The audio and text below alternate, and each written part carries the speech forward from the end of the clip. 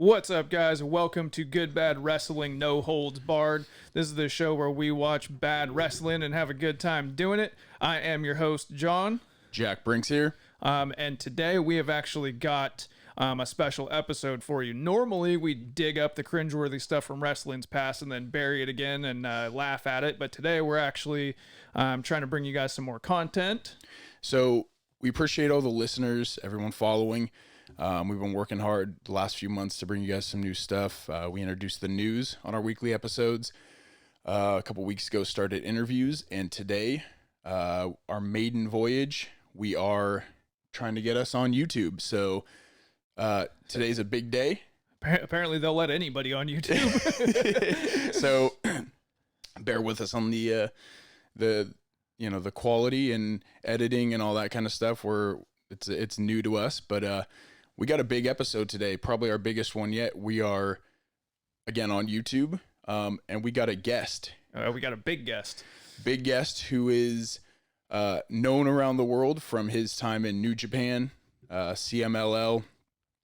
He's a international bodybuilder, strongman competitor. Today we got Strongman Jon Andersen. What's up, brother? What's going down, guys? How you doing? Everything good? Everything's awesome, man. Hey, thank you for being on. We really appreciate it. Absolutely. You said that, you said prior to this episode, it was digging up the cringeworthy and vanity again. You could probably include me in that. Well, anybody that's worked as long as you have is going to have their cringeworthy moments for sure. I love it. And we'll definitely get into your favorites in wrestling history and maybe even your own career for sure. But let's start at the beginning though. So you are obviously if listeners, if you don't know, the name Strongman implies, John, what do you weigh now? About 305, 310?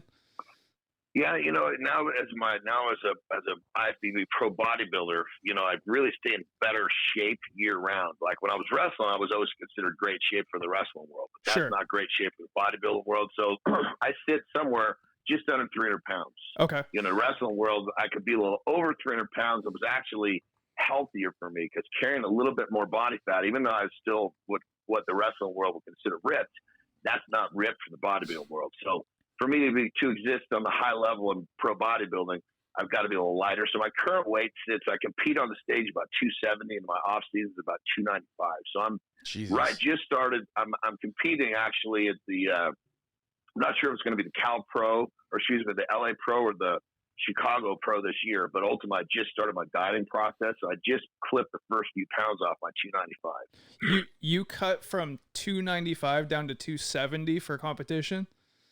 Yeah, that's actually very little considering most people. You go into the amateur world where people don't know what they're doing, they'll be cutting 60 pounds. Wow. But see, these are the people that don't really know what they're doing.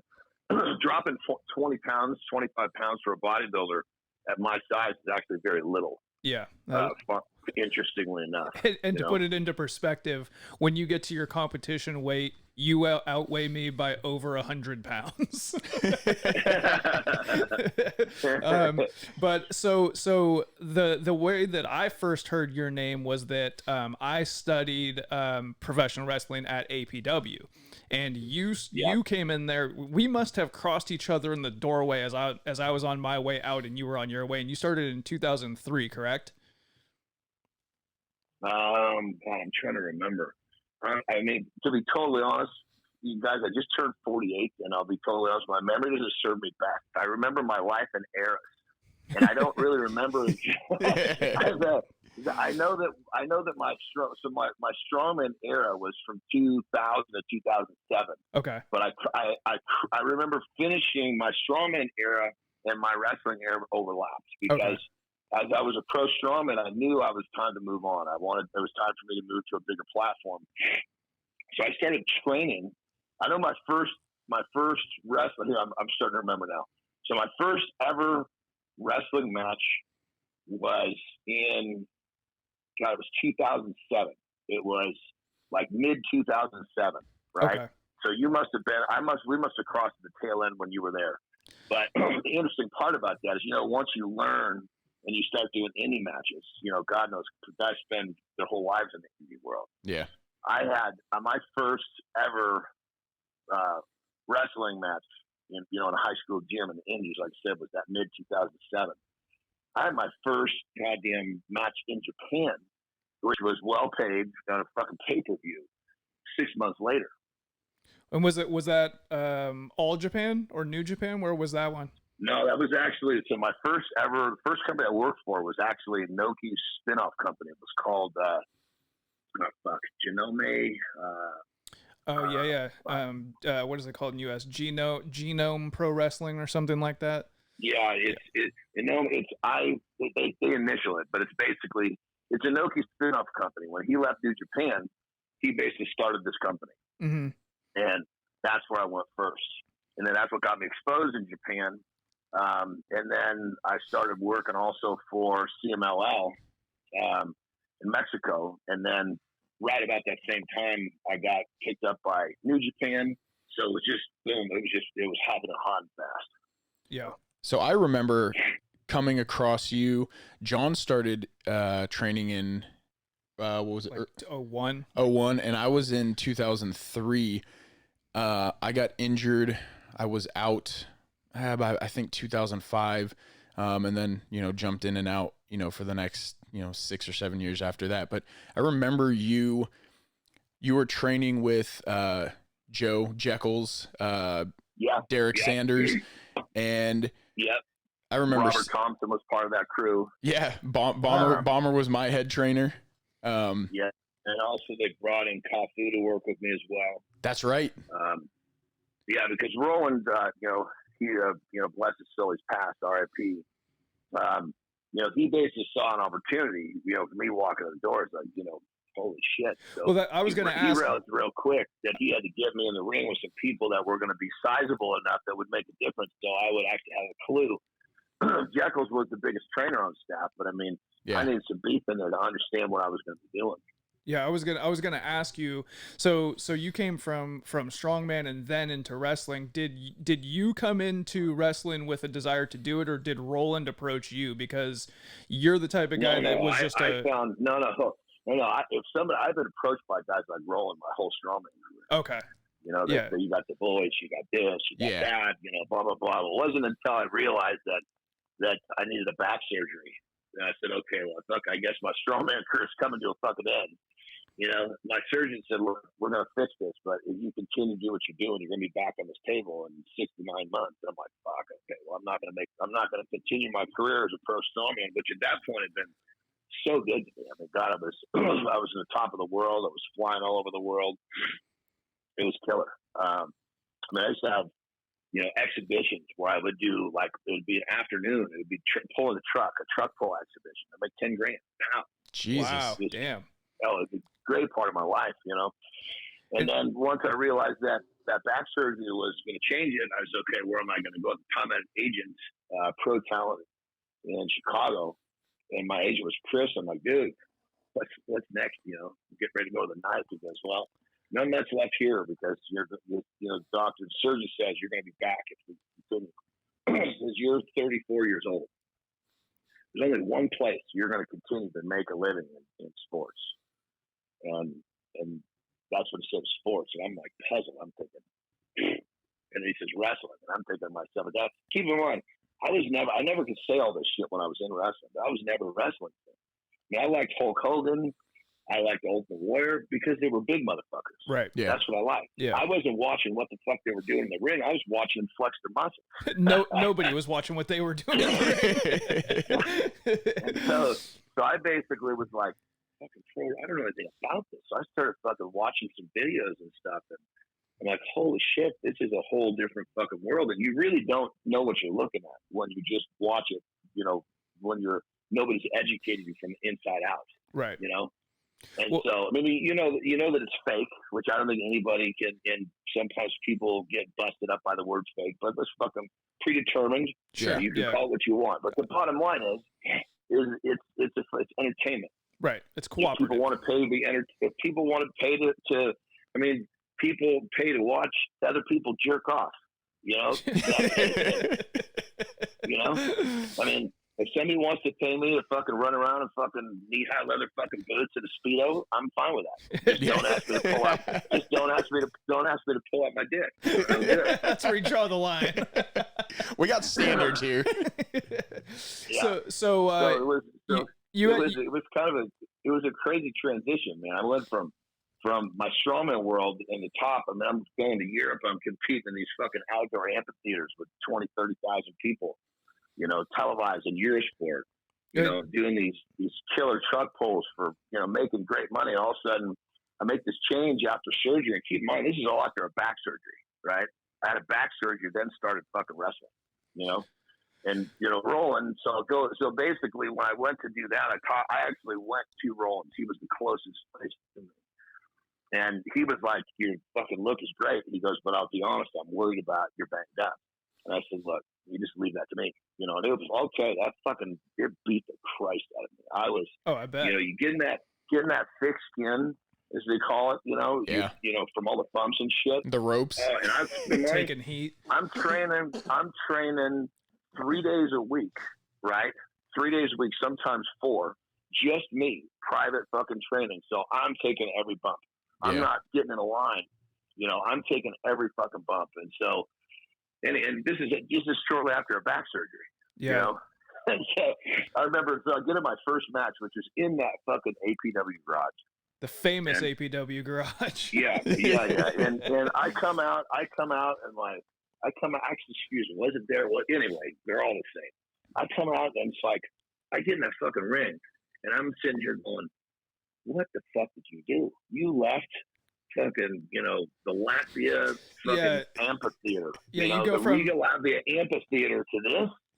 And I was really fucking putting myself in check here, but you know, I was committed at that point. So I just fucking did what I had to do, and it was, I'll tell you, it was fucking, I was shaming the shit out of myself because I felt like I went from a position of being where I wanted to be to at the fucking bottom, having to scrape the way to the top, and that's stressful. Yeah, I would imagine for the listeners, if you don't know, the APW garage in Hayward, California at the times, it was a converted mechanics garage, and it would seat seating capacity about 60 people. That's being generous. So to go from getting 10 grand to that's with the door open and people outside. Yeah, right? Exactly. Yeah. So I have to imagine that was a very humbling experience, but just to contrast it, eventually you got to Wrestle Kingdom in Japan. I'm guessing the Tokyo Dome. Yeah. So it's you did scrape your way. The two extremes of a little garage to one of the most historic and biggest venues in the world for wrestling. Yeah, I remember walking out my first Tokyo Dome show. I remember backstage, and keep in mind this fucking place is so big that when you are in your locker room, when your time to go to get backstage, they come and pick you up in a fucking van, and they drive you. That's how fucking far away the locker room is from the ramp. You know, and you're walking down that fucking ramp, and it's just so fucking big, and it's so in Japanese is very different. You know, Americans will just fucking yell because they want to yell. The Japanese will just fucking they get excited and they're quiet. Yeah. So imagine being in front of 50,000 people and ding, ding, ding, and it's fucking dead silent. That's so crazy. But that's got to be its own kind of type of energy, though, right? Well, it's very, very. I mean, and keep in mind it's such a big venue. You know, they were like, look, we've done some big stuff, but you need to understand the Tokyo Dome. And I'm sure the WWE, kind of gets people up to speed with things like this too. You have a chop. The fucking sound takes so long to carry out, so you have to wait for the delayed response of the crowd. Right. Oh. Yeah, that's got to be tough. And literally, I remember it going into these situations, being like, fuck, I don't really wrestled for. I'm trying to think. That Tokyo Dome match was inside the first 2 years from my first match to the Tokyo Dome was inside 2 years, guaranteed. Oh, Jesus Christ. That's so crazy. That had to be a complete shell shock. Well, what allowed me to get in there and be calm and do what I needed to do was I was at the highest level at a different career. So I was used to being in front of all this, in front of the cameras and the crowds. But yeah, it was a fucking crazy crazy trip from, like you said, from that training garage. Yeah, for to sure. the Tokyo Dome. So I got to ask you about one of the greatest tag team names I've ever heard in my life. Muscle Orchestra. the Muscle Orchestra is probably one of the best tag team names I've heard of. Where did that come from? That was given to, so my partner was Nakanishi, mm-hmm. and Nanabu Nakanishi was his name, and he was the biggest guy in the company before I showed up. And when I showed up, I went and had a really good match, my first match with Tanahashi. And so they said, oh man, okay, they saw what I could do. And it was basic, but it was, I could do what I did well. That makes sense, but I did very little. And when I said did well, that's a stretch. I did it well enough, And Nanabu Nakanishi, he'd been in the company for a long fucking time, and he got a big push as a singles guy, but he was on the backside of the singles career. So they put us together, and it just fucking reunited. Boom! I mean, it just took off like a fucking rocket. I mean, we were instantly in the run for the belts, and the end of our first year as a tag team, we'd been in tag team for 6 months. We got best tag team of the year from Japan. My buddy, two of my best friends from my company, Chad Allegra and Matt Bloom, they were Bad Intentions, and they've been fucking setting records for holding the belt. And so all of a sudden we get this title and this big fucking check, and they were like, "You motherfuckers, we've been busting our asses for fucking years on this fucking belt, and you fuckers come along and take this big bonus check, you fuckers." But it was just the fact that I think it was the cultural differences of Nakanishi and I. Like, I'm this big fucking, smelly, fucking make a lot of sounds, fucking American, which were considered kind of gross and crass. Well, I let my shit hang out there. That was part of my fucking gimmick. I mean, it wasn't even my gimmick. That's me. I mean, I'll fucking fart sitting right next to you and watch you smell it, And so Nakanishi would get in the ring, like I would always start because he was the head of our team. So I'd go boom, boom, boom, tag him in. A lot of times I'd get outside the fucking rope, and I'd be outside the ropes, I'd be standing in a corner, and I just fucking let a big belch out, not even realize I did it.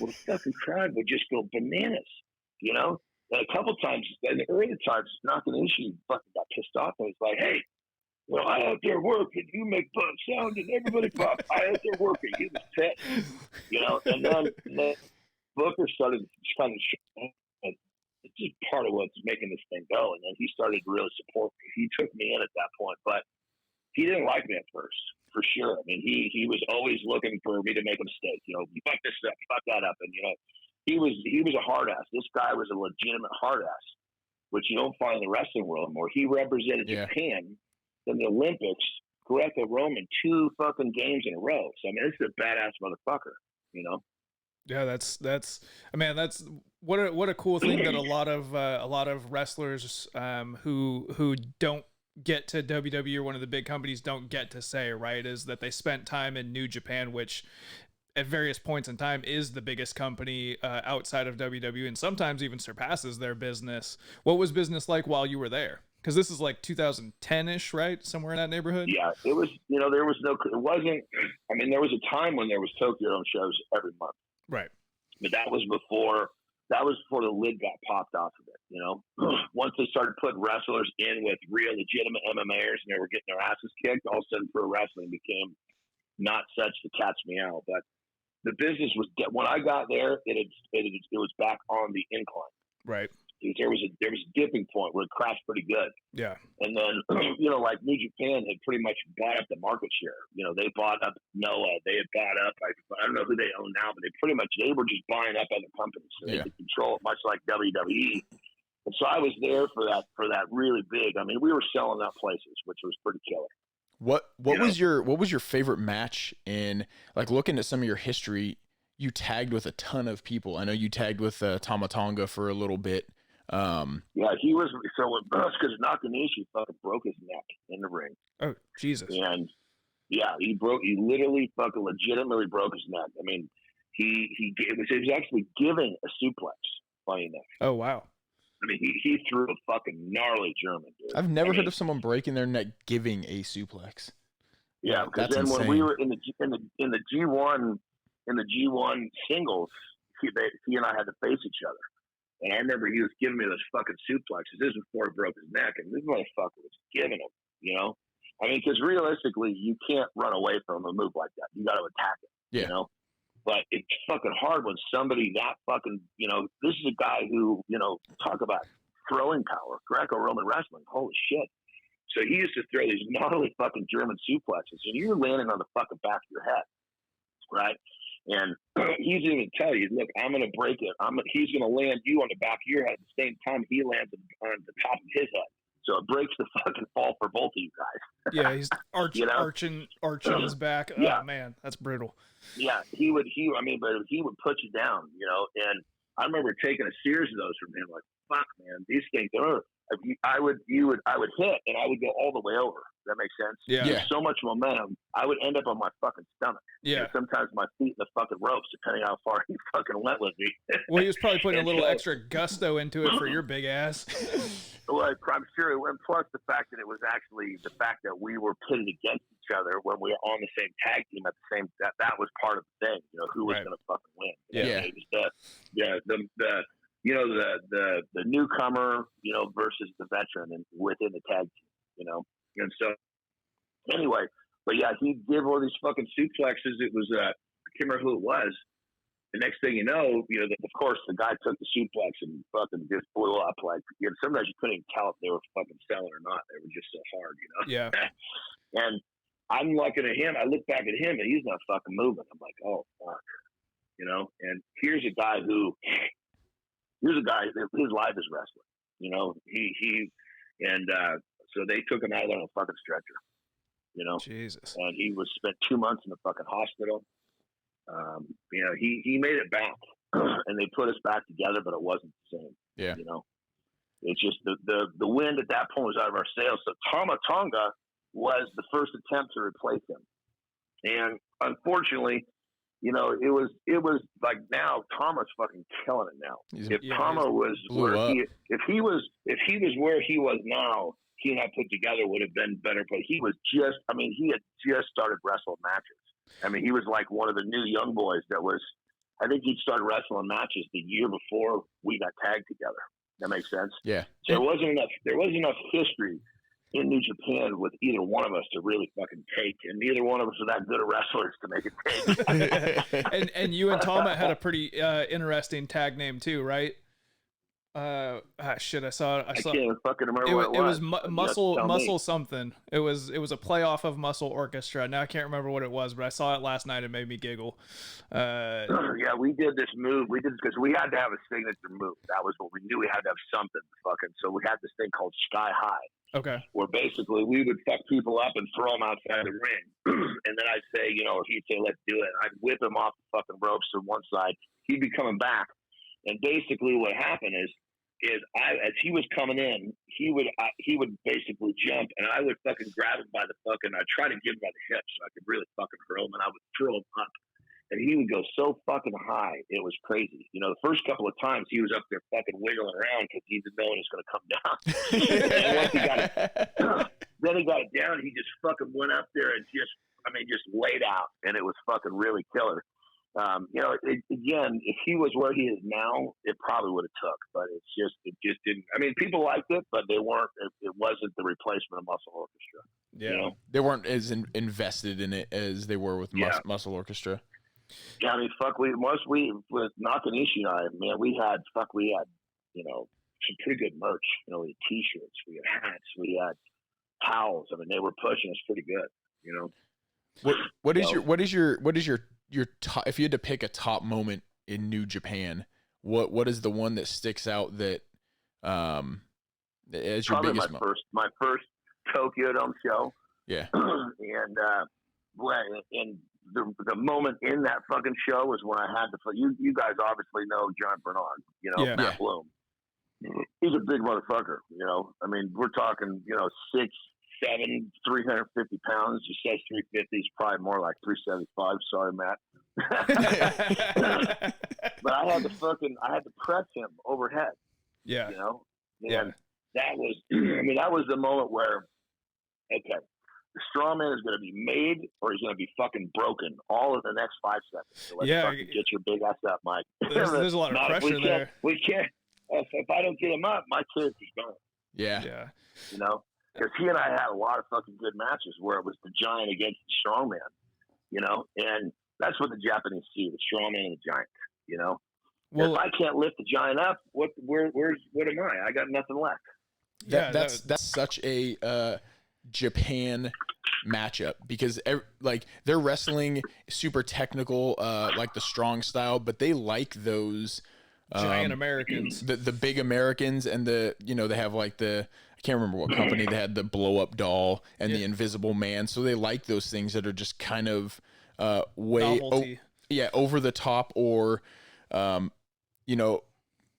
can't think of the phrase I'm thinking of, but like beyond reality, and having you two against each other is well, they like the fact that I was a legitimate strength athlete before I came in, and Matt is a legitimate fucking giant. Yeah. So you have two legitimate things that you're watching. Yeah. And I call it a thing because kind of what you're referencing is the fact that they like technical stuff because that's real. You know what I mean? It's not just complete fucking unbelievable crap. There's something invested in it. And so with Matt and myself, he's really a giant, and I was really a strong man. What's going to happen? Right.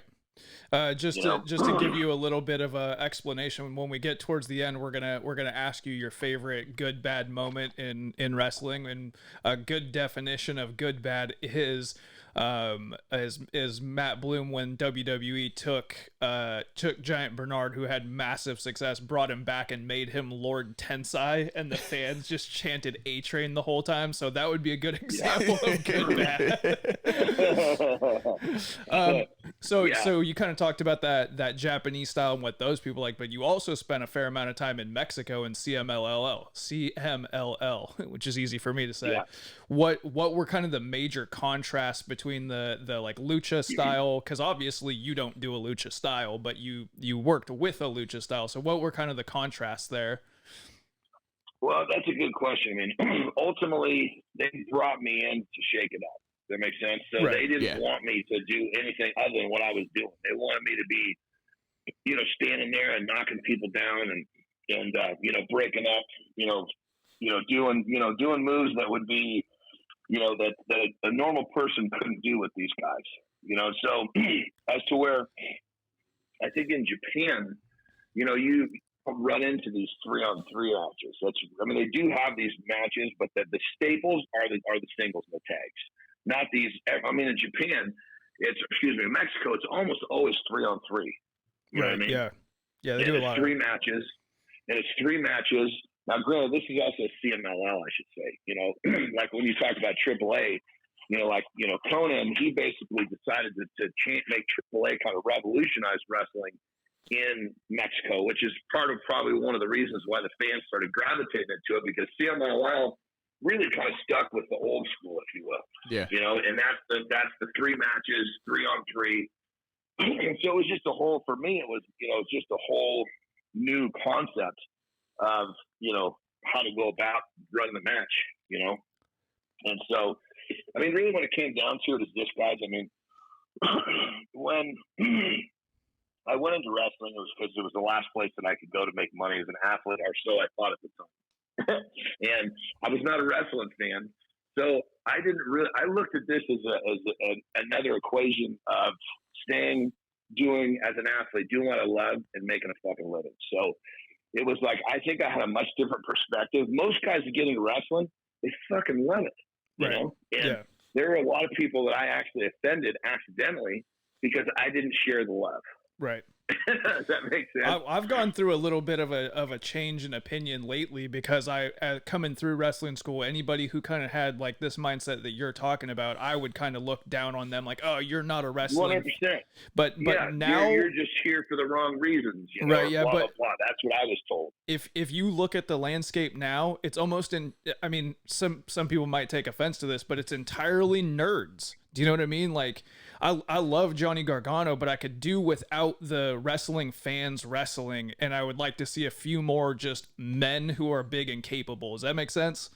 I don't necessarily need my roster and my characters to be wrestling nerds anymore. If you're a badass, then you're a badass. You know what I mean? I really don't care if you grew up loving it or not. If you can do it, and you did it, so.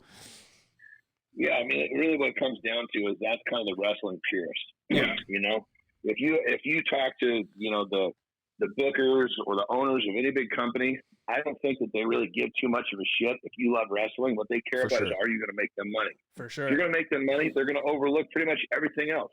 Absolutely. and I think that's where I came in. I was like, okay, what do I need to do to catch the right eyes so I can be put in the right position to make good money? That was my whole goal of wrestling, you know? So I mean, I read a story.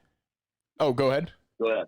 No, I was just going to say that was it. And so because of that, that's where a lot of times people ask me questions about wrestling. Like when I was in wrestling, you'd be on the tour bus. Oh, you remember so-and-so? And in my mind, I'd be going, no, I have no fucking clue who that is. But I said, oh yeah, that was great. And I sometimes have to be careful because, I get too deep in the conversation. I have no fucking clue what I'm talking about. Yeah. But I'm agreeing with everything that's being said. And, so like there was a few people like Matt Bloom, he's still my boy. I love him to death. He actually he figured me out. We were having dinner one time. He's like, dude, you haven't been wrestling very long, have you? And I said, no. and he goes, tell me. And I said, I told him. He goes, no shit. He goes, good for you. He goes, but we're going to have to kind of keep this under wraps because that's, I had to really be dishonest about, what my position was in wrestling most of the time, because I would be so frowned upon by just about anybody if they knew that I had only been in it for a little while. Right. Yeah. So I read a story online about your time in CMLL, and you got knocked out in a match with, was it Ultimo Guerrero? No, no, it was the fact that they thought that I knocked him out. That makes sense. Oh, okay. So yeah. So ultimately this is probably fairly entertaining. So when I show up to CMLL, you're talking about, guys that, I mean, these fucking people love fucking wrestling. I mean, these people and they earn their way to their spots. Well, I show up down there and they fucking slap me in the fucking main event right away. I was never in anything but a main or a semi, right? And so you got these guys like fucking Ultimo, he's he's basically kind of like the head fucking Rudo down there, which is the heel. And he's looking at me like, this big motherfucker. I mean, I think he could kind of tell that I was green too. And I mean, dude, he was fucking coming after me in the fucking ring at first. I mean, I came home, and granted, even when I say come after me, it's all within what you have to do for the television show that you're filming. So it's not like you just break, you can be really fucking hard on somebody, or you can kind of let them know that you're doing your best to take care of them. Well, he was definitely not doing anything to take care of me. I mean, Jesus Christ, when I came home from that fucking first tour down there, my wife was like, what the fuck happened to you? I was like, I had some fucking rough ones in there, baby. I was fucking bruised up, man. I mean, the fucking, like the chop series that he and I would do with each other would be fucking brutal. And it would be stuff like, I would be, he'd do something. Because, I mean, I'm the guy where he's got to do something fucking 10 times before I finally, take a knee, going the other way. Well, I mean, he's coming up and, giving me time to sell. But right before I turn, he'll come and fucking blitz me in the fucking back with a chop. That kind of shit, Yeah. I mean, he knows he's got a moment to you ever been fucking chopped in the back when you don't know it's coming? That fucking shit. That's the real stuff. That shit fucking stinks. And your back skin is not toughened up to chops. No, it's not like the chest. The chest you can get bruises and fucking blood blisters. It doesn't hurt that bad because it's been fucking worked a bit. Yeah. Anyway, so long and short of it, after that tour, there was enough heat from what people could see in the ring.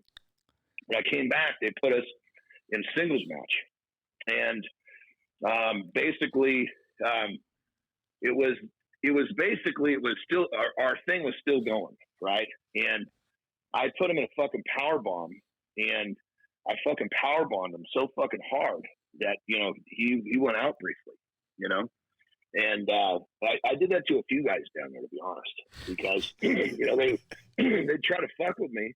I was like, all right, dude, you want to fuck with me? I'm going to fuck with you back. But the difference is, I'm going to fucking slam you really hard. I'm not just going to fucking chop you. Yeah. And so I remember put fucking Ultima down, really fucking hard. And he was when you could tell when there's that impact, and then there's that dead moment, and then they start to move. Well, there was a clear dead moment there. And you can always tell in the ref, because the ref will change. If the ref sees a problem, he does his best to not show that there could be a possible emergency. But if you look at the language, the body language of the ref, he's going to tell you first if someone's in trouble. Yeah, he's going to give you the rut row. Yeah. Well, keep in mind, at that point, I was the fucking guy.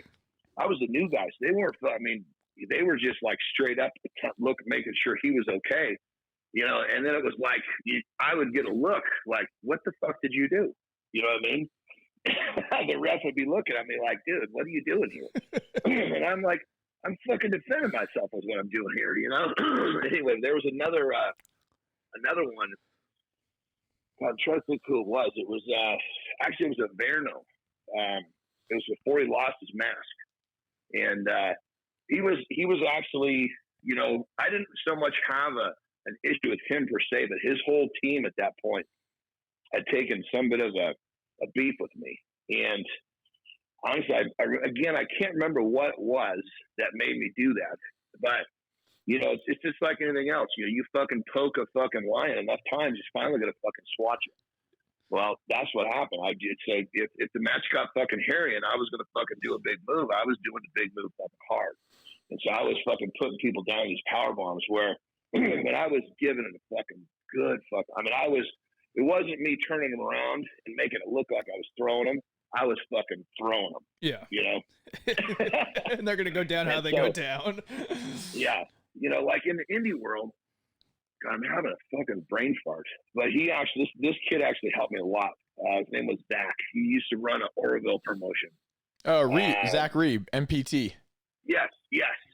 He actually helped me a lot. He was a cool cat. And there was a couple of matches where, he'd always pit himself against me in his shows, Well, yeah. A lot of times I would come home and I would still work for different promotions when I would come home just to kind of keep the ring rust off. As you come home and you're home for 2 weeks, sometimes, early in my career, I needed to stay active because I'd go back there. My first match would be so fucking discombobulated because I didn't win wrestling for fucking, a year.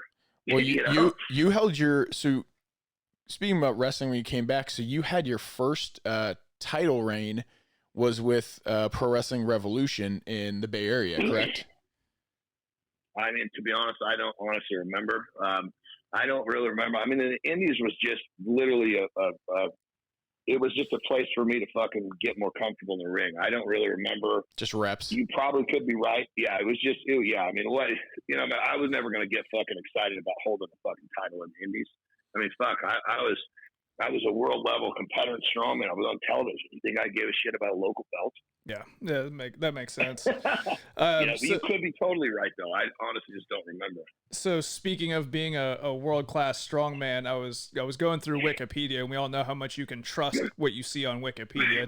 It's well, real quick before I forget, guys, I do want to back up, and I will say that Pro Wrestling Revolution was actually, they were actually very helpful in my career for sure, because they gave me the opportunities to come in and work when I needed to work, which was really cool. And they always made it, they gave me what I needed to go on and do better. They helped me with some training to go to Lucha, down to do the Lucha style. So, that during that period, they very well could have put a belt on me. I just don't remember, but I do remember about Revolution was they were extremely helpful. It seems like that's kind of where you got your polish, right? You came away from APW maybe a little on the green side because you got the rocket strapped to you, but PWR is where you got a little more polished.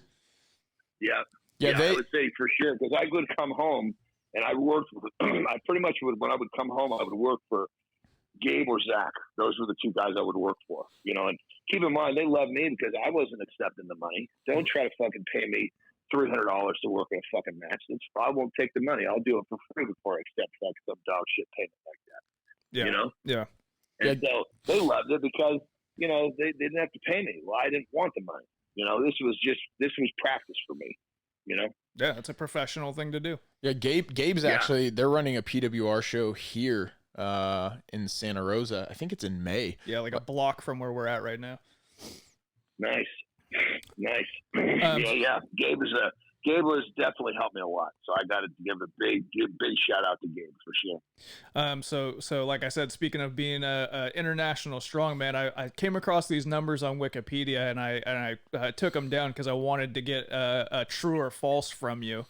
Yeah. So it's got some numbers here for a few different things. So this is saying bench press 565 for 3. As far as a PR, is that accurate? That is, but what they're not saying is that was narrow grip.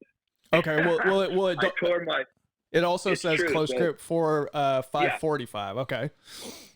Oh no, okay, you're correct. Yes, it was the close grip, because ultimately the reason I stopped doing, you know, I wanted to bench 600 pounds, but I had fucking tweaked my pecs. Not when I say tweaked, that's really a tear, but not one I had to have surgery on. That's why I started benching narrow grip, and I was trying to chase down my best max for my regular bench with my narrow grip, and I fell just a few pounds short, as you saw right there. So those are accurate numbers, yes. Okay, and then I've got a push press. It says 365 for 6 and 275 for 20. Yeah, those were inaccurate. So okay, I could do well over 400 pounds for a set of 5 or 6, and I could do, you know, probably three plates, which would be 315 for 20 plus. So those ones are somehow inaccurate. Man, I've never felt more like a little bitch than I do right at this very second. So we've got a few different numbers here for squats, and these blew my fucking mind. It says 775 for 3, 500 for 25, and 405 for 37. Yeah, so I'll correct that. So, and there's actually some numbers that weren't included. So the top number is pretty accurate. Then I did 700 for 10 pretty regularly. I did 600 for 16, 500 for 26, and 405 for 43. We're gonna get on Wikipedia and correct these. Rock and roll, brother. We've got deadlifts 700 for 4 and 500 for 21. Yeah, so the 500 for 21 still is an amateur record, because, you know, it's interesting enough, just like in my pro wrestling career, all of my careers have just been from fucking unknown to fucking big. Real quick, I mean, in my strongman career, I only did 2 amateur shows. So just like in my bodybuilding career too, showed up, did a regional amateur show, went to a national and won. So the 500 for 21 in 60 seconds. Oh my! That was it's still a standing national record in the amateur world. That's unfucking real. That was painful, brother. Very painful. I bet. Yeah, I bet you couldn't walk for a couple of days after that. So then we've got a box jump of 50 inches. Is that accurate? Probably more like 53. Holy shit! And at what weight were you when you did 53 inches? All of this stuff that we're talking about would have been body weight 320ish. Holy shit! That is, and then a vertical jump of 35 inches. Yeah, I think that was actually 38. What the fuck? I don't ever want to hear people complain again about how strongmen or pro wrestlers aren't athletes, because that's the freakiest shit I ever heard in my life.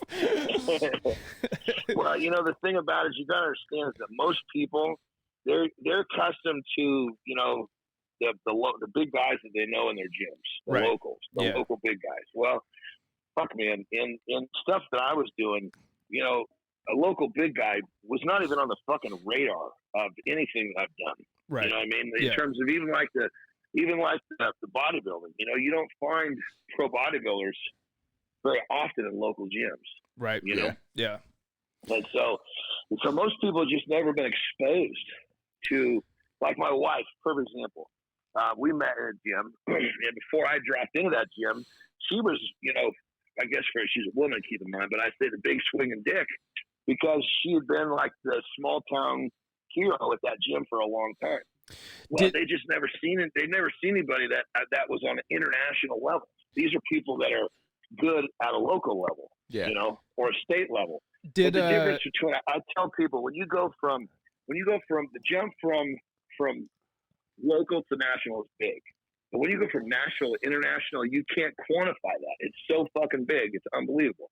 Yeah. Everybody that's international had to win a national championship in their country. So you're competing against only national champions.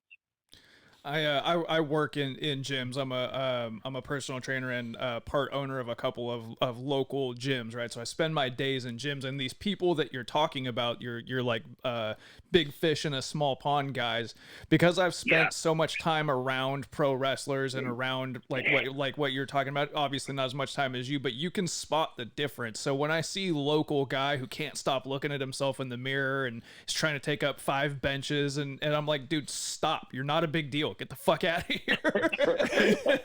Yeah. Well, and the thing is they you know, at some point, you know, everybody is there. Right. You know, I was there too. Yeah. But the difference is if you've got what it takes to fucking get from there to here. Right. And, yeah, exactly. You know, you really can't tell, because it's what it comes down to is that guy that you're seeing that's flexing in the mirror, looking at himself. He's going to have to be doing that every day of his fucking life for 5 days a week for his life for at least a decade without fucking stopping. Right. If he has a chance. And so usually the guys that you're talking about, they make a good run for a few years. And then, they get injured. This happened. There's a reason why. I fucking competed. I mean, I competed in my pro strongman career with 2 fucking ruptured discs for 5 of my 7 years. Jesus Christ. Pulling trucks and shit with ruptured discs? Because here's the thing. Anybody can fucking stop because they get injured. If you look at people that have fucking made it somewhere, they don't let an injury stop them unless it's like life-threatening. Right. The only reason I stopped was because it started to create nerve damage where I couldn't fucking lift my left toe. And my surgeon was like, dude, if we don't get in there and do this, you're not going to be able to fucking, you're going to lose function of your left foot. And I'm like, oh, fuck, okay. Well, now we're talking about changing the rest of the next fucking 40 years of my life. We better get this fixed. And even now, it's a little late. I can control my foot, but you can clearly see the difference in my lower leg from right to left because there's muscles that don't fire because the nerve's been severed, you know? Right. But had I listened to a doctor, I would have fucking stopped my pro strongman career 2 years in. Yeah, I had. And then where would I have been? One of my trainers when I was wrestling was, I don't know if he was still there when you were, was Steve Rosano. And one of the things he told me was, and always stuck with me, if you sit out every time you're hurt, you'll never do anything. Because we'd have guys that are like, oh, my wrist is sore, so I'm going to sit out today. And I'm like, and that translates, like for me, you know, with different jobs I've had in work, and see guys with, I twisted my ankle. I'm like, yeah, so what? My shoulder, like I can hardly feel my shoulder. I still got to do my job.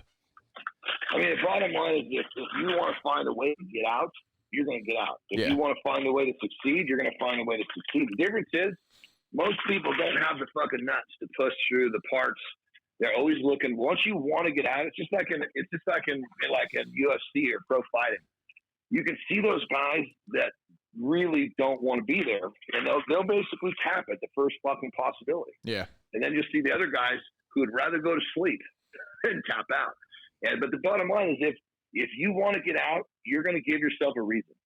If you don't want to get out, you're going to give yourself a reason to stay in. So it really comes down to your oomph, your fucking nuts, your fucking sack, your fucking backbone.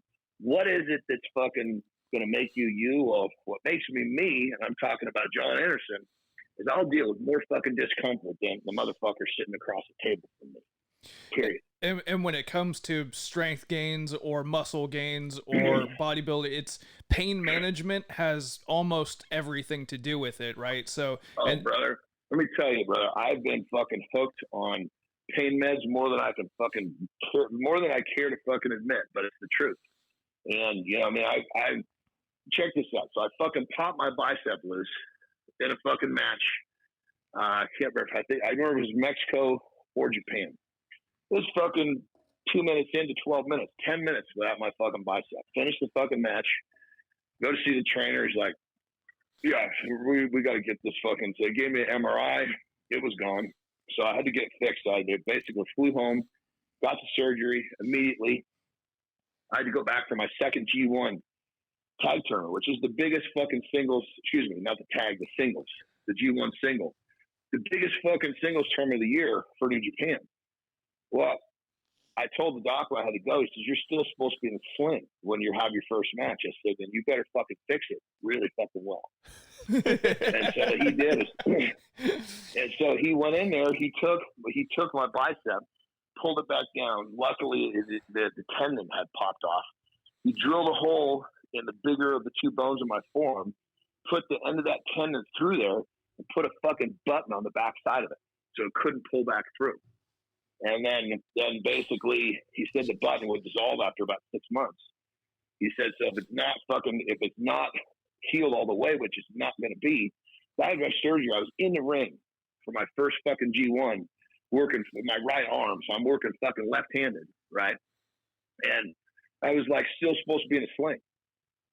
You know, that would be a reason for just most people to choose to quit. Yeah, that's enough for some people to just hang it up. I want to say... I told my surgeon, I said, listen, dude, I come back and it fucking popped up. You're just going to put it back in. That's how it works. Did that tear happen while they were filming the Lucha Mexico documentary? I want to say... it did. Yeah, it did. Yes, it did. I want to say I saw that. There we go. Yeah. My fucking forearm was like a fucking club. Yeah. I mean, because when they first came to the MRI, they're like, you know, they couldn't quite tell if it was partially attached. Oh, if it's partial, it'll fix itself. I was kind of in denial because I wasn't going to stop. You know, I just was hoping it would fix it on itself. And then, you know, it was getting so bad so fucking fast because it was bleeding. My forearm just turned to this big fucking purple thing. They're like, we don't get you out of here. You're not going to be able to fly. You're going to have a fucking blood clot. It's going to kill you in the air. So we got to get you fucking go get this fixed. And so that's why I went and got it fixed. And again, when I went home, I told my surgeon, I said, look, dude, I got to be back in the ring at this date. And he's like, you're still going to be in a sling. I don't fucking care. Fix it better. You know, it's again, the mindset. I don't give a fuck what's wrong. You fucking will make it work. Fix it for a powerbomb you unconscious. When I came home and the x-ray, he's like, I don't know how you did it, you know? And I keep in mind, I'm fucking pressing people overhead. Right. With a fucking bicep that was 6 weeks out of surgery. Jesus criminy, man. So are you technically retired from pro wrestling now, or is the door open? I mean, I did the last match that I did. It's just really kind of fun shit now. It's like, you know, a couple of years back, it's probably more than a couple now. I can't really remember, but like I got a call from New Japan. Hey, do you want to do a couple matches? We're doing a tour in New Zealand. Fuck yeah. So I should say, ask the wife, hey, you want to take a week trip to New Zealand? She said, fuck yeah. Yeah. You know, so go get a nice fucking payday and a week's vacation is kind of why I look at it now. Nice. I mean, I went in there, you know, fucking 2 matches. I was fucking beat up. Dude. Oh, yeah. I took that first fucking bump. You know, I hadn't wrestled in a couple of years. I was already a pro bodybuilder. Yeah. And now I'm saying this. If you want me to come back, that's great. But I'm not leaving my feet. Okay. That's the criteria. You want me to come in, I'll do something, but I'm not leaving my feet. Yeah, for sure. Those fucking bumps were brutal, man. That's the main reason we stay away from indie shows because it's so tempting. Like it's so tempting to go like I got guys that are, hey, just come in and do, you know, like a manager. And it starts with a manager and then you do, you gotta tonight you're gonna get in, you're just gonna hit this guy a couple times, and then it turns in next thing you know, you're wrestling fucking matches, and I'm not walking for a week because I'm all beat up and sore. The nice part about that works for me is the indie shows could never pay what I would ask, so I never have to worry about that. Yeah, that's a good point. So what I'll probably do to avoid it is I'll probably just get up to about 310, 315 so that I can avoid it too. Yeah. So tell us about your bodybuilding career. So you got your pro card in your second ever competition, right? So basically, actually, yes. So again, you know, like all of my careers, I really fucking just come out of nowhere and fucking show up, like, you know, wrestling. From the time I showed up from the fucking APW garage to the fucking Tokyo Dome was in a very short period of time. It's your gimmick. From APW to my first match in Japan was retardedly close, you know. And then in Strongman, same thing. I won my pro card, my second fucking contest, went on to join Team USA fucking later that year for Strongman and bodybuilding. I mean, keep in mind, my wrestling career comes to an end. I realized, okay, New Japan's not really fucking treating me like they were before, and they start fucking giving me tour-to-tour contracts. I'm like, okay, I can smell the fucking writing here. Nakanishi's not coming back all the way. It's time for me to go. And so, basically, I guess I'm going into bodybuilding. I'm fucking 42 years old at that point. And so I went to my first contest and won that, went to a national, won that. And after the national, my second contest, I'm pro. And there's a guy named Dave Palumbo, who's kind of like a modern day historian. He's just so into bodybuilding. He knows damn near everything about the sport. So I'm on his podcast the night I win the show, the national championship.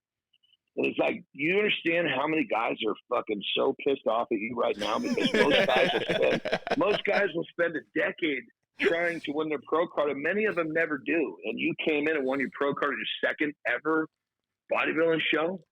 And at that point, I really didn't even fucking dawn on me how difficult that might have been. I just went and did it. Well, you had still spent a lifetime building muscle. What was the challenge for you? Just the posing aspect of it, or what was it? Or was it just like, you know? Oh, it's a whole different world, brother. For sure. Kind of like my first career was pro strongman, so I was good. When I went to wrestling, I had the look, but I had nothing else, right? So there's a whole craft I had to fucking learn. Right. When bodybuilding, my physique wasn't built for bodybuilding. I had huge missing pieces of my physique. Right. I never trained arms. I never did fucking bicep curls. I just did pull-ups because pull-ups were far better for my strongman and my wrestling career. So ultimately, I had to work on starting to fill in the weak spots of my physique. My legs were undersized for my upper body. Then there's the science behind getting your body to look that way for the day, right, is fucking off the chain. But the fact that I had so much experience with understanding my body and how my body reacts, that's what gave me the advantage. And so my third ever fucking bodybuilding career was my pro debut. And I placed fucking fifth in my pro debut, which is a podium spot, and which is really uncommon as well. So my bodybuilding career was really kind of fell suit just like all the other ones. And what happens is, you know, a lot of the guys that have been in there slugging it out for so long, and I come out of nowhere, it's a real quick love-hate relationship. Some people like me, some people don't. But, you know, I didn't do any of these things to make friends. I did these things because they were what I wanted to do, you know? So, but yeah, I mean, that's probably, if you think about probably the thing that I'm most proud of with my career is I've done 3 at a high level. And then I was able to get from an unknown to a high level extremely quickly in all 3. For sure. I'd say that's probably what I hang my hat on the most, you know, because I was never going to win Mr. Olympia. I'm fucking 48 years old. Right. You know, I never ever worked a WrestleMania show, right? I'm talking about literally the star on top of the Christmas tree. I never won World's Strongest Man, but I existed in these high level worlds. I wasn't the best of the best, but I was in the world class best in three different fucking venues, so to speak. And that's probably where I give myself the most credit. And that's not to be sold short. You know what I mean? In any kind of athletics, longevity is more impressive to me than somebody who reaches the top and flames out. So for you to have to be able to accomplish what you've accomplished, and the you know, I don't even have a Wikipedia page, put it that way. So yeah, I didn't even know I had one until somebody DM'd me in one of my accounts. I was like, no shit. So now you fast forward to now, you're a trainer. You have a training program. You do your. Let's back up. We definitely don't want to title me with a trainer. You're a motivator. Yeah, I mean, a trainer is kind of forgive me, for anybody that's a trainer out there, I don't mean to offend you. It's just, I'm a kind of a different position of, yes, I'm a coach, but I don't even really consider myself a coach because I'm an educator. I don't coach people here, just do this, do that. I'm going to teach you how to do this on your own. For sure. And so, I don't work with people in person. Does that make sense? Everything is on the telephone. So I'm real more of a consultant, if you will. And one of the things I've been doing lately, which has been really killer, is I've been taking people that have training businesses and I teach them. I mean, I've taken multiple I'm going to say 3 off the top of my head just from last year. Trainers, I literally doubled their business in a 4-month period, doubled their income, but they're doing less work. Right. And that's one of the things that I have a very big entrepreneurial spirit as well. So my business is constantly growing. I mean, my first real, this is a thing that most people don't know about me. My college education, I have a major in theology and minor in philosophy from the University of Portland. And right after college, in college, I had painted houses for, just to make money as a college kid. Well, fuck, I was making a grip, man. My last couple of years of college, I was making $20 grand a summer. I'm just working 4 or 5 hours in the morning and going to the gym all afternoon. So I finished up with college, and I'm like, oh, fuck, what am I going to do? I know what I want to do, but I'm not strong enough to go do it yet. So I started a painting company, pushed and grew that fucker for 5 years, sold it for just shy of $500,000. Jesus. And basically right about that time, I won my pro card in Strongman. So boom, off I went. My career started. Damn, this is a story of entrepreneurship success. God damn. So now you're doing, I follow and I love your Ultimate Warrior style daily motivation videos. How did you, how did that come about with your Deepwater, your daily motivation? It started off with me giving tips about my philosophy. And, it's really, the Deepwater philosophy is, no excuses. It's all this shit, stop being a fucking pussy, all the things that encompass getting what you want. You can make an excuse to get what you want, or you can make an excuse to not get what you want. The choice is yours. And so it really kind of started off with, me talking like this. And then one day I got a little more hot with it, I was like, if you're going to fucking sit your fat ass on the couch and not go to work, what do you expect you're going to get? Or something fucking like that. And people popped. In the wrestling world, all you're doing is pushing buttons, waiting for the right fucking pop. Well, fuck, as soon as I saw that pop, I just started going deeper and deeper into getting a little bit more aggressive.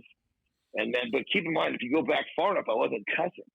And then I did, well, fuck, I'm going to see if I just light it up with cuss words. And the thing grew again. Yeah. And so the nastier I got, the more people liked it, and then it's kind of evolved into, I have definitely a fan base who loves that short blip, the Deepwater daily motivation. But I'm finding a larger fan base that wants more of a 2 or 3 minutes version of that, where I'm talking deeper into it. It's like, okay, if you know what you want, that's great. Well, what are you going to do to go get it? Are you going to sit on your ass and think about it? Or are you going to fucking be the guy that tells everybody what you're going to do? Or is it so important you don't tell anybody? You just fucking get up and go to work. Now you really want something. They like a deeper look. It's not just get your fucking fat ass off the couch. It's talking about the inner workings of why they're not getting off the couch. For sure. Are you just running around telling everybody? Well, it's clearly not that important if you're running your mouth. If you really want to fucking do something, you won't tell a fucking soul, because that's not important. What's important is fucking doing it. Yep. And then when you're doing it, it's not even that important to fucking tell people you're doing it, because then you're wasting more time of doing more. Yeah. Yeah, man. I think a lot of people just need an external force to talk about these philosophies, to kind of cement them in their own head. So I appreciate somebody like you putting that kind of positive energy out into the world. Some people might not view all the cussing and don't be a pussy as positive energy. I do. I think it's a really good thing to try to motivate people, right? Yeah. For sure. And personally, and then when you motivate people, then they want to actually fucking do something. Right. That's for sure. Kind of where the flip side of my program come around. I'm big into helping people, and like, for example, in the wrestle indie guys, they're paying for their own fucking travel. They're fucking making $40 fucking dollars a match. They're paying for their school. They're paying for their own fucking gear, in terms of, what they're wearing, their costumes and shit. So, getting in shape is the fucking biggest problem if they want to get off the indies. So I ultimately have, one of the contributions I've been making back to the wrestling world, people are, well, how do I get a contract? Well, fucking take a look at your physique. That's the first problem. You're terrible shape. Nobody's going to fucking pay to see this. So let's get you in shape. Well, obviously working with someone like me is not cheap. So I've actually created a way where it's basically a billing system where you can get approved really, really easily. But the bottom line is you get set payments, 10 payments to pay it off that's interest free. And the best part about it is, in this period of time that I work with somebody, they're going to learn how to do this. So an indie wrestler can get in shape and learn how to fucking continue to get in better shape, because that's where the fucking money is in this fucking world. Yeah. Either you got to be in really good shape, or you got to be so fucking far out of shape. And being so far out of shape is really fucking hard. That's the harder road to climb, for sure. Yeah. Yeah, for sure. And that's where indie wrestlers tend to live, is in that just kind of soft middle area. Yeah. And you take somebody, you give them a 6-pack, and all of a sudden they start getting fucking looks. Yep. And I can put a 6-pack on somebody in fucking 3 months. And assuming you're not a fucking lard ass. Where can people get a hold of you for that?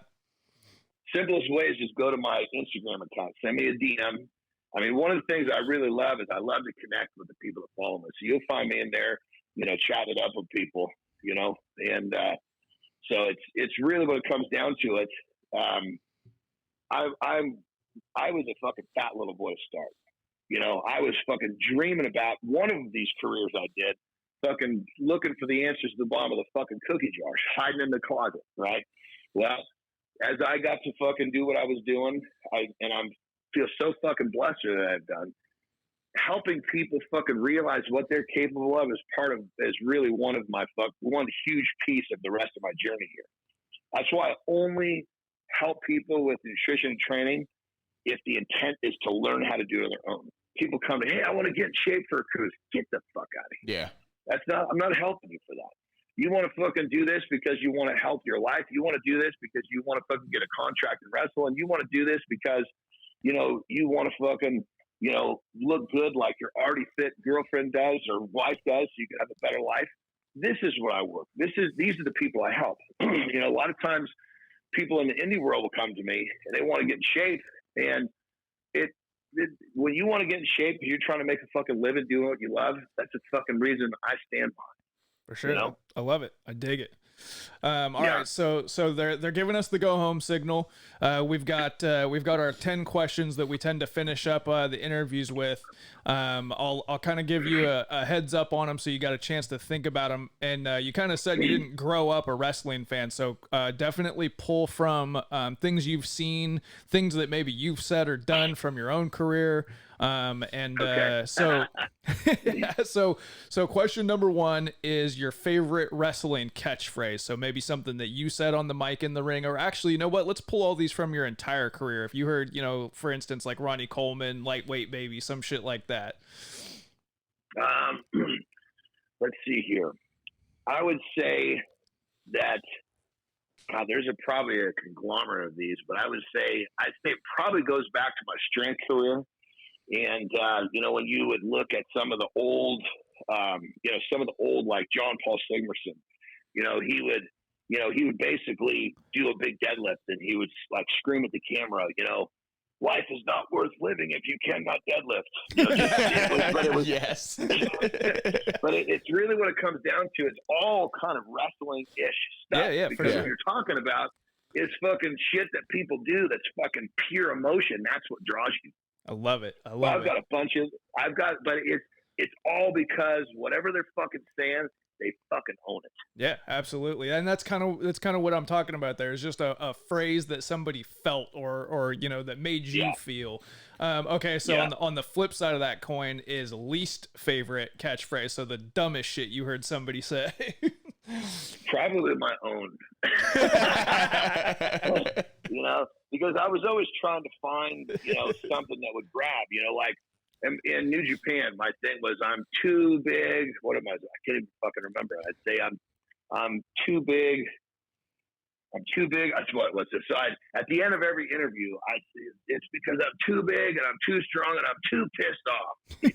And it took, but I was like, God damn it! Couldn't it something a little better have fucking took for me? I thought there were some other ones that were going to be much cooler, and fucking somehow I get stuck with this. But. And was that given to you, or did you come up with that? No, that was me pushing buttons, But that's what it takes in wrestling is just trial and error, see what happens, and throw it at the wall and see what sticks. Well, and see what it was in New Japan, because you find it real quickly what they like and what they don't like. Yeah. And so I'm trying to establish myself. So as soon as I got a fucking taker, off I went with it. Yeah. What in wrestling makes you pop? What could be anything, could be a move, could be a vibe, could be something the crowd does. I would say that it was a WrestleMania, and it was I mean this is probably it was The Rock and it was Hulk Hogan. Big and moment. They had to stand off in the middle of the ring, and I remember thinking that was where I kind of started to action when I watched that video. I remember thinking, okay, this is what it's all about. These motherfuckers are creating energy. They're not even fucking touching each other. Yeah. And it was the way that they were looking at each other, and they looked back, and they slow head movements. I was just fucking getting goose pimples watching them and go, okay, that's what I got to do. But it's just not fucking very easy to figure out how to do that shit. Trust me when I tell you. Yeah. That is. I mean, that stuff is straight fucking magic. Yeah, that's the peak of what everybody who steps through the ropes is attempting to do, is get to that moment and be able to do that. What to get that many asses out of chairs and you fucking literally just standing there. Yeah. That's an incredible moment. What parts of wrestling turn you off?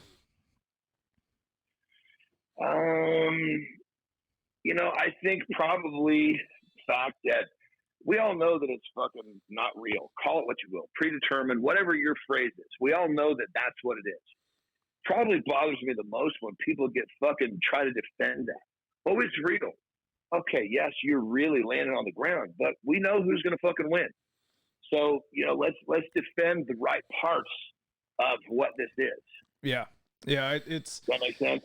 I think it's just a matter of terminology, right? Because like you said, you fucking tore your bicep off the bone, had to put it back, and had to go in and press people over your head with it. So that's not fake, but predetermined, cooperative. Yeah, absolutely. I think. Yeah, it's just, and I tell her, look, I got more banged up in my wrestling career than I did in my fucking strongman career. Yeah. But it's predetermined, but you get banged around in there.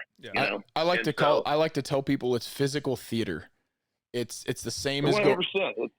It's basically a play. Yeah. That's about fighting. Yeah, absolutely. What's some entrance music, yours or somebody else's, that you love? That's a good one. I would say, there was when in what I started to really fucking hit in CMLL, they started really fucking digging a little deeper, and they got me this entrance music that was, because like, remember how Batista used to have that really fucking cool one, And it was like, so they kind of took a bite off of that, but they made it not close enough that you couldn't feel, because really wrestling is just one fucking, you're stealing from somebody else. You're just trying to steal it in a way that's camouflage enough you can call it your own. Right. Everything's borrowed. Yeah. Everything's borrowed. Yeah.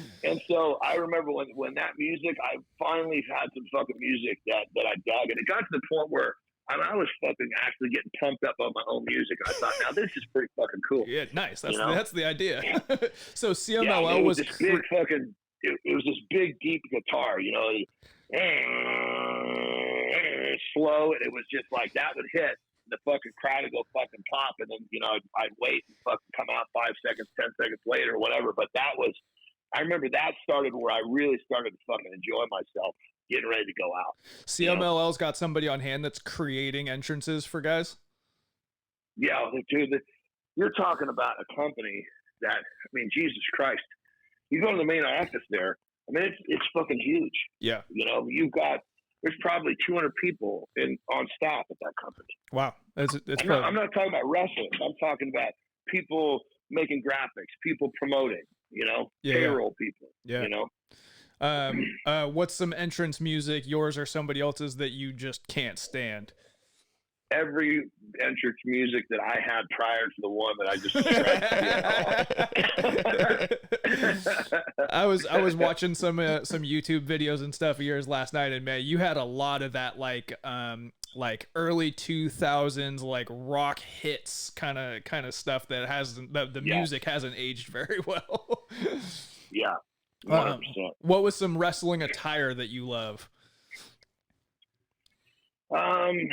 You know, I think that was one of the things that, you know, a lot of times guys would put too much effort into, you know, their costumes, if you will. For sure. But I got to say, someone who fucking made it work, it was so over the top and worked so well, that fucking Ric Flair, the way he could come out in those fucking jackets was fucking crazy. I mean, there were so many people that tried to do something. I mean, he took it to such another level. So I really don't like the whole costume thing, you know, the whole gimmick thing. That aspect of it. But yeah. if you can fucking pull it off like he did, it doesn't make a difference, you know.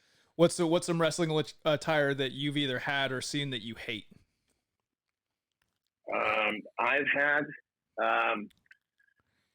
you know, I would say that for me, I stuck to my guns of just being literally just me. Yeah. You know what I mean? So I kind of protected myself. I insulated myself from doing something that I was going to be really bummed out about, you know, for myself. Yeah. But then what would probably bother me the most is when guys would try to use their fucking gimmicks to cover up their fucking how out of shape they were. Right. Yeah. It's like, fuck, man. Come on, man. Just so fucking obvious. just do the job right. Don't wear a fucking waist belt up to the bottom of your tits. Everybody knows you're sucking in your gut. Yeah. You know? Yeah. It's so every time it's so obvious too. Like back in the day when Ultimate Warrior came back and he put on a singlet because he had lost a bunch of his size and the singlet had muscles on it. Yeah. It was like, come on, man. Yeah. Just real quick, some attire that I just noticed earlier this week that has actually been like actively bothering me is, I don't know if you watch NXT, but Dominik Dijakovic, he has got elbow pads, knee pads, he's got the trunks, he's got little arm cuffs, he's got as much shit on him as he can, and every bit of it has words. He's got words across the front, words on the sides, words on the back, and all different colors. And plus the flag of I can't remember where his like lineage is. I'm like, dude, there's two. He looks like a phone book. It's fucking crazy. Yeah. I've just always kind of like, you know, like one of my buddies from New Japan, you know, Fergal Devitt, you know, Finn Balor.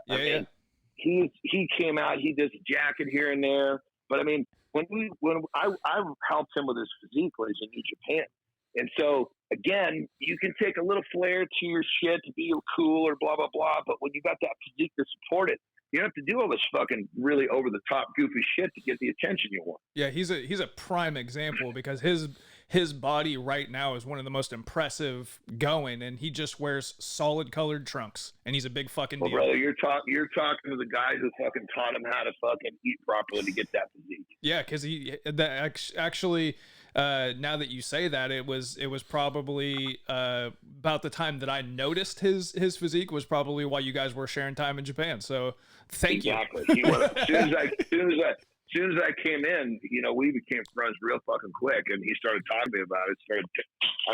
He understands how to do it. That's why his physique continues to get better. Yeah, as he gets better in the fat. He looks right now like he's reached his peak of mass and leanness that he's probably capable of. Well, he doesn't want to be bigger. He wants to be right there. So he's got the company wants him there. He wants to be there. So for him, it's just continuing to be who he is, which is great. And they know he's gonna. They know. I mean, the guys that they push are the guys that stay in shape. Yeah, absolutely. If Vince McMahon is in charge, you better be in fucking shape because you're going nowhere if you're not. Exactly. All right, next question. This is always a tough one for people. Do you have a wrestling impersonation that you do? I do not. I would say that, and when I say this, I would say that I'm not some over the top fucking made some huge fucking footprint on wrestling. But I would say that I probably have heard, because of just my voice and the way that I go about things, every company I work with, there's the fucking tour buses are full of invitations with me, and I fucking love it. Everybody has their own thing. It's like, hey, brother, what are you doing? It's just, all you got to do is make your voice low and use the word brother a lot. And the people on any company I've worked for knows it's me, Your lack of impersonation might end up being the best impersonation we do, because you just impersonated someone else impersonating you. The turducken of impersonations. All right, and then last go home question. We kind of went over a little bit how we classify the term good bad is the shit that you laugh at, the shit that's so bad that it's good. In your whole athletics career, what is your favorite good bad moment? Oh God. Well, I would say probably, again, I like to say that probably it's easier for me to come to these things about myself because I have more time trying to figure out what I was doing more than anything else. But I did this thing where I break a bat over my leg coming into the ring on the big shows. Saw a video of that. And one time, I don't know where it fucking came from. It was a house show in Japan. I was just fucking finding new things to do. I fucking broke it over the top of my head, and it was fucking brutal. It fucking was like, the booker was like, "Why did you do that?" And I was like, "Fuck, man." I was thinking they were going to say, "Man, that was awesome," So it was like, as soon as I did it, I'm like, okay, that really fucking hurt, number one. And number two, the fucking, the office didn't like it. So fuck, man, what the fuck was I thinking? There's no payoff. It's like, go out and break your arm, and they're going to get, in some sort of an extreme match, and they're going to say, "What are you doing? We need you next week." Well, They looked at me breaking that bat over my head, thinking, "Fuck, is the guy going to be okay for next week?" Over my leg was one thing, Love it. Love it. He did it to himself. What the fuck's this guy doing? That's amazing. All right, man. Well, we really appreciate your time. Thanks for being on. Absolutely, guys. It was a lot of fun. I'm anytime you want to do a second one, let me know. I'm always all about, kind of just we're all in one big family together. Absolutely. Oh yeah, that'd be awesome. Wrestling is one of those things where, when it comes right down to it, whether you've actually done something with it or not, anybody who's done their time in the ring and there's a level of kinship there. So yeah, I'm all supplied. Anyway, I can support you guys. You let me know. Thanks, absolutely, brother. So, all right, guys, that's a wrap for this episode. You can find us on social media. Please, when you listen, we interact. Send us messages. Tell us what you like. Tell us what you don't like. What you want to hear. Who you want to hear us talk to. Subscribe, follow, share. Very interactive. You can find us on Facebook at Good Bad Wrestling No Holds Barred Podcast, and YouTube. It's going to take a bit to get that all ironed out, but Good Bad Wrestling No Holds Barred Podcast. And I'm going to point, because that's what you do now on videos, like point down and hit the subscribe bell or button, whatever that thing is. And we're on Instagram also. At GB2 Wrestling. We love interacting with you guys. Where can they find you, John? Obviously, my Instagram is the best place to go, and that's at the Jon Andersen. But Jon is Jon, and Andersen is Andersen. Jump in the DMs, say hi. I always love to interact with people that follow me. I'm a Jon also, and I like to tell people it's because H's are ew. There we go. There we go. All right, guys. Have a killer day. All right. Thanks, Fun sir. talking with you. We'll catch you up soon. Thanks, Peace. brother. Have a good day. You got it. Bye. Right on.